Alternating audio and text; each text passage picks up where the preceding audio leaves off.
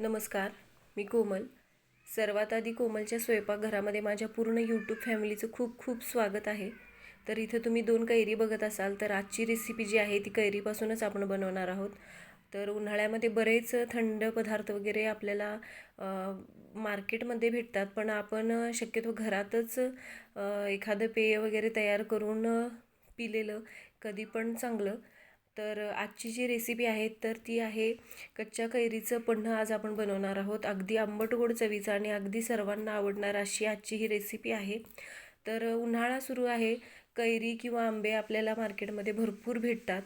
तर त्यामुळं आज आपण भरपूर आंब्याच्या किंवा कैरीच्या रेसिपीज वेगवेगळ्या बघणार आहोत. तर आजची रेसिपी आहे कैरीचं पन्हं. तर पन्हं तयार करण्यासाठी इथं मी 2 कैरी घेतलेली आहे. तर ती सुरुवातीला स्वच्छ पाण्याने धुवून घेतलेली आहे. तर उन्हाळा सुरू आहे त्यामुळं आपण ह्या रेसिपीज बनवून घेतो आहे, कारण की उन्हाळा संपला की आंबे वगैरे आपल्याला भेटत नाहीत.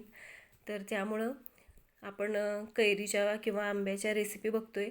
तर सुरुवातीला मी आंब्याचे वरच्या बाजू थोडीशी कट करून घेते आहे, कारण की तिथं थोडासा चीक वगैरे असतो. त्यासाठी मी ते कट करून घेतलेलं आहे. आणि पूर्ण कैरीला मी असं थोडे थोडे कट करून घेते आहे. तर ही पूर्ण कच्ची कैरी नाही आहे, आतून थोडीशी पिवळसर झालेली आहे. म्हणजे हा पूर्ण पिकलेला आंबा नाही म्हणू शकत याला आपण, पण थोडंसं कच्चा असा हा आंबा आहे. तर हे बघा, मी सगळीकडून याला उभे असे कट करून घेते, कारण की ज्यावेळेस आपण ह्याला वाफेवरती शिजवून घेणार आहोत या कैऱ्या, तर साली काढताना अगदी सोपं जावं यासाठी मी अशा पद्धतीनं कट लावून घेतलेले आहेत. तर हे कट लावल्यामुळे साल अगदी अलगद आपल्याला काढता येते. तर हे बघा, आता काय करायचं आहे, मी इथं घेतलेला आहे कुकर. तर कुकरमध्ये आपल्याला या कैऱ्यांना 2 शिट्टी करून घ्यायची आहे. तर ह्या दोन्ही पण कैऱ्या मी कुकरमध्ये टाकून घेते. आणि आता मी टाकणार आहे 1 ग्लास पाणी.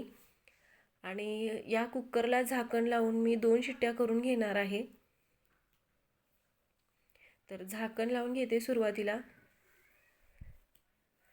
तर मी कुकर गॅसवरती ठेवलेला आहे आणि आता मी याला 2 शिट्ट्या करून घेणार आहे. म्हणजे आपली कैरी जी आहे ती छान अशी शिजेल आणि पन्हंसुद्धा अगदी अप्रतिम असं तयार होईल.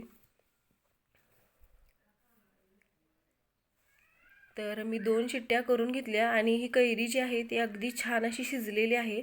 तर तुम्हाला आतून पिवळसर रंग दिसत असेल, तर ही शिजल्यामुळे त्याचा थोडासा रंग जास्त आणखीन पिवळसर वाटतोय. पण हा तितकासा पिकलेला आंबा नाही आहे. तुम्हाला पूर्ण कच्ची कैरी घेतलेली घ्यायची असेल तरी चालेल, किंवा थोडासा पिकलेला जरी आंबा असला त्याच्यासुद्धा पन्हं छान बनतं. तर हे बघा, मी साली याच्या काढून घेते. कैरी थोडीशी म्हणजे गरम आहे. शक्यतो थोडंसं थंड झाल्यानंतर साली काढा. पण मी थोडंसं गरम असतानाच याची साल काढलेली आहे, त्यामुळे ते हाताला भाजते. तर हे बघा, मी आता काय केलं, हे आंब्याचा जो गर आहे तो काढून घेतलेला आहे मिक्सरच्या भांड्यामध्ये. तर दोन्ही आंब्याचा मिक्सरचा गर मी मिक्सरच्या भांड्यामध्ये काढून घेतलेला आहे. आणि आता मी याच्यामध्ये टाकणार आहे साखर. तर साखर तुम्ही तुमच्या आवडीनुसार कमी जास्त करू शकता. तुम्हाला जर गोड आवडत असेल तर आणखीन थोडीशी साखर टाकली तरी चालेल. तर आता आपल्याला काय करायचं आहे, हे मिक्सरला फिरवून घ्यायचं आहे.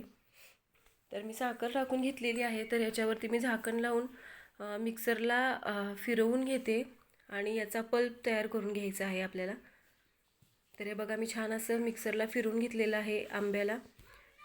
आणि रंगसुद्धा तुम्ही बघू शकताय किती छान दिसतोय ते. तर आता मी इथं घेतलेले आहेत 2 काचेचे ग्लास.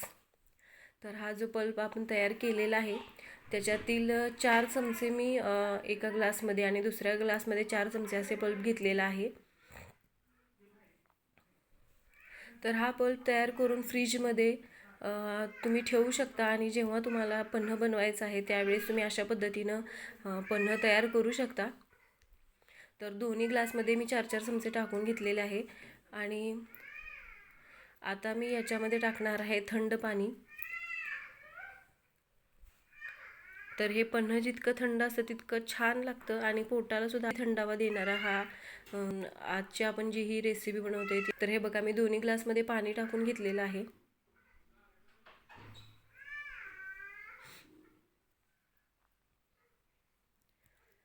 आता मी याच्यामध्ये टाकणार आहे थोडी पूड, काळी मिरी पूड,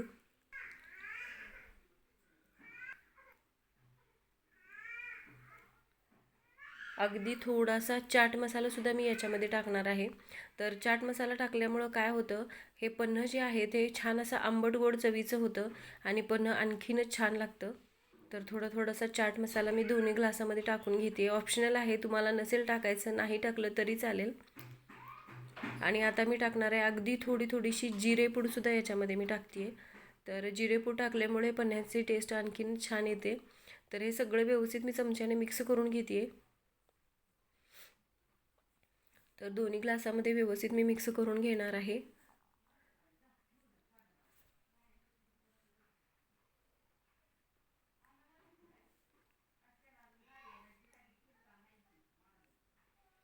तर छान असं मी मिक्स करून घेते हे पन्हं, म्हणजे आपण जे जिरे पावडर वगैरे टाकलेली आहे ती छान असं पन्ह्यामध्ये मिक्स होईल।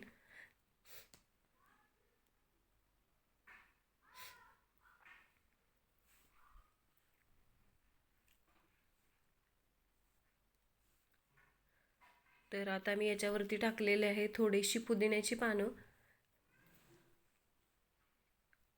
पुदिन्याची पानं टाकल्यानंतर मी परत एकदा व्यवस्थित मिक्स करून घेते पन्हं। आणि रंग बघू शकताय तुम्ही पन्ह्याचा किती छान दिसतोय। तर उन्हाळा सुरू आहे, उन्हाळ्यामध्ये नक्की तुम्ही हे असं पन्हं एकदा नक्की बनवून बघा। तर हे बघा तयार आहे थंडगार असं आंबट गोड चवीचं कैरीचं पन्हं। तर कशी वाटली आजची रेसिपी कमेंट करून सांगा।